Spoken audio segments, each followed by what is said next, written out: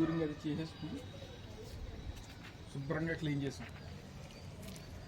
అలా శుభ్రంగా క్లీన్ చేసి వాటరింగ్ అది చేసి శుభ్రంగా క్లీన్ చేసిన తర్వాత ఇప్పుడు బాగా పూర్తిగా ఆరిపోయిన దాకా వెయిట్ చేసి ఆ తర్వాత మనం లిక్విడ్స్ అప్లై చేయాలి. లిక్విడ్స్ దీనికోసం సిమెంటు, నీటోబాండ్ ఎస్పీఆర్ లిక్విడ్స్, వాటరు సిద్ధం చేసుకున్నాం. బ్రష్ మనం ఇప్పుడు నీటోబాండ్ ఎస్బీఆర్ లీటరు, వాటరు, సిమెంటు దగ్గర పెట్టుకున్నాం. ముందు 1 లీటరు ఈ డొక్కులో ఎంత పడుతుందో చూసుకుని కొలత, ఆ కొలత ప్రకారం ఇది లీటరు డొక్కు కాబట్టి కరెక్ట్గా లీటర్ వచ్చిందండి.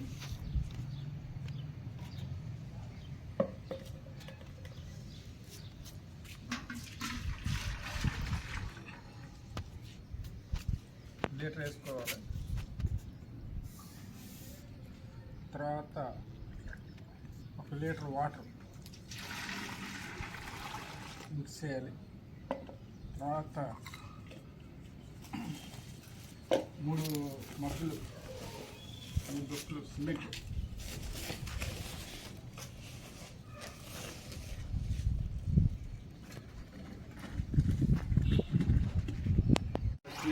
వాటర్, సిమెంట్ 3 కూడా మనం అప్లై చేసే విధంగా రెడీ చేసుకోవాలి.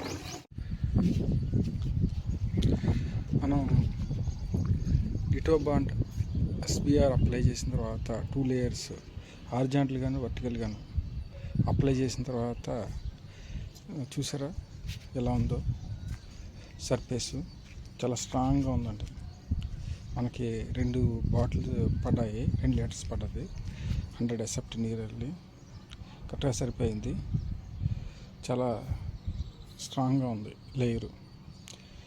సో ఒక్క చుక్క నీరు కూడా కిందకి కాంక్రీట్ సర్ఫేస్ మీదకి వెళ్ళదు.